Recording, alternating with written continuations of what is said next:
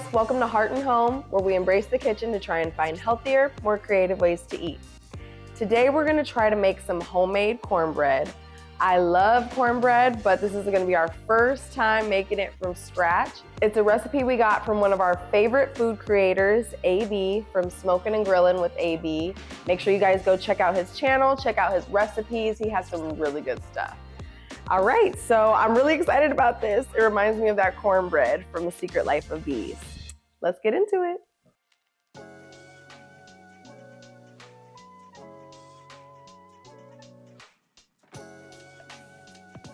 All right, you guys, the first thing you're gonna do, take your 8x8 pan. You can also take a 9x9-inch pan.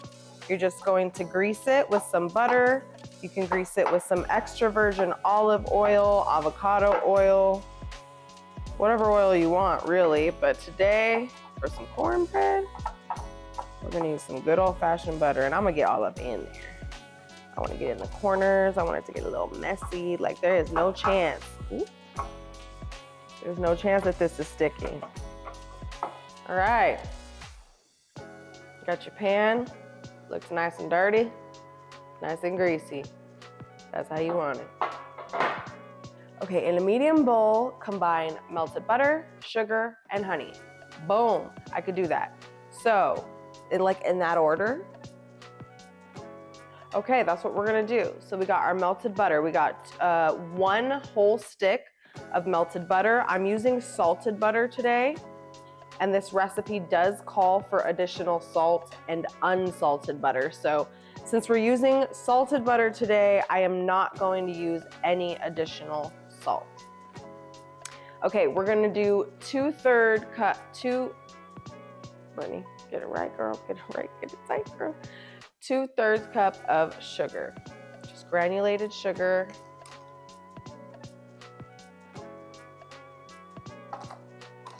Now we're supposed to be using 2 tablespoons of honey. I'm going to use approximately 2 tablespoons of wildflower honey today, and I'm just gonna eyeball this bad girl. 2 tablespoons. I don't have any tablespoons. So here we go. 1, yep, 2. You're not supposed to be extra generous in baking, and I'm being extra generous. And it's really hard, guys, because I'm just an artist at heart, and this is why I suck at baking so much, because I like just a little bit of that, a little bit of that. And you're not supposed to do that, but hopefully this turns out really good. AB, forgive me. Okay, so now it says whisk in eggs 1 at a time. My eggs are room temperature.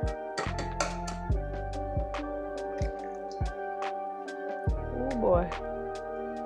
So we're gonna start whisking them in 1 at a time, like AB's instructions say. Okay, she's looking cute. Put the second one in there.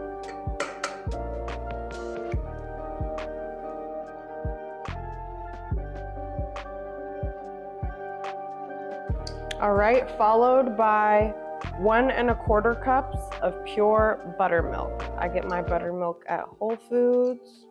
I'm just gonna start whisking that in there.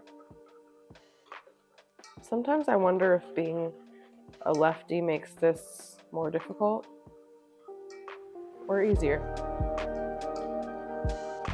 Let us know in the comments. If you've never used buttermilk before, it will smell slightly tangy, kind of similar to yogurt, because there are cultures in there and fermentation happening. But as long as first of all, as long as you shake it up really, really, really well and it pours smooth and it doesn't smell like it's gonna make you throw up and it's not coming out all chunky, you should be good. All right, so we've got that whisked together. Next, it says add cornmeal, flour, baking soda, and salt. We're gonna mix the salt, remember. Mix until just combined, avoid overmixing. Okay, you guys, this is where I need you to pray for me. We're going to add, because this is not Medea's house. We're going to add 1 cup of flour. actually really satisfying. Like 1 cup of cornmeal. I like to get gluten-free whole grain cornmeal, Bob's Red Mill. And we're going to do, okay, we're supposed to do half a teaspoon of baking soda. I know you're totally not supposed to eyeball baking soda. We're eyeballing baking soda. Boop. Now we're not supposed to overmix this, so we're going to combine it. I'm not gonna beat it. I'm just gonna, it says combine until flour has completely, no, it does not say that. It says stop as soon as the flour disappears into the batter. It's gonna be kind of thick. Use the whisk to scrape the sides a little bit. Make sure we get everything in there. And fold it in. All right, looks like it's disappeared to me, huh? All right. Now we're gonna take our greased baking dish. We're gonna take our barely beaten batter.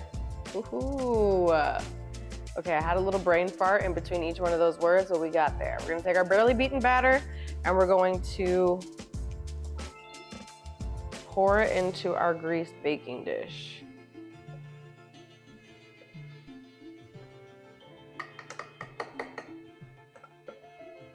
Okay, we're just gonna take a spoon. You can take a spatula and just get that in there so that it's evenly distributed across the baking dish. I don't want any lopsided cornbread or any cornbread that's more raw and on one side. Okay, she's cute. And now we're gonna put her in the oven at 350, which we've already preheated for 45 to 50 minutes. Check on her. You can put you can put a toothpick or a knife or something just right through the center, not just the center, but different parts as it's baking, just to see the doneness that you'd like. Put it in.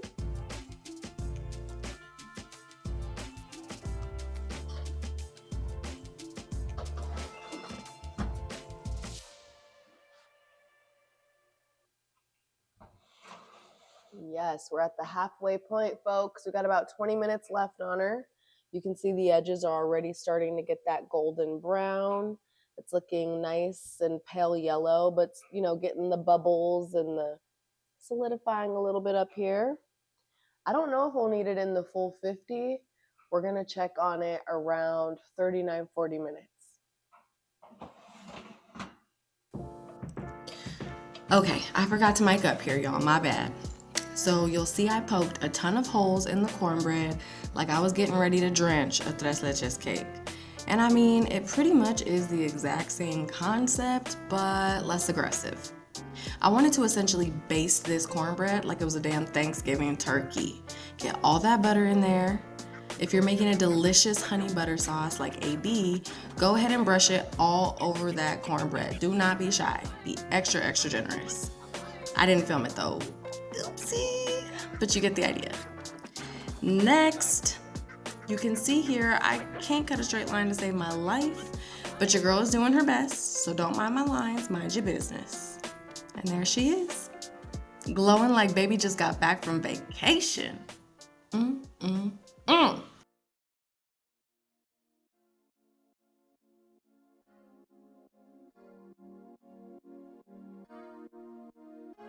All right, you guys, this looks really good. Yo, this looks, it looks super dope. Like, man, Perfectly golden. it's that perfect gold for sure. Perfectly golden on all sides. I'm not gonna lie, look at how fluffy it is.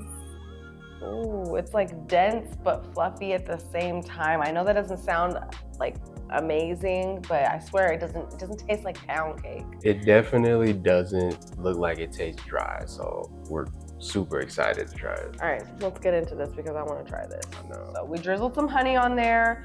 AB does do a special honey butter sauce. If you want to follow his honey butter sauce, please check out his recipe. The link is in our description.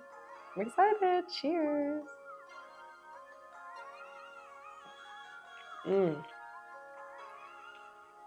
Holy crap. Yo, this might be the best cornbread I've ever had. I'm not even lying.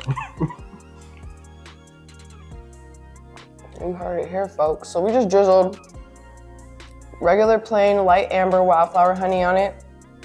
Kept it simple. I feel like that's really all you need.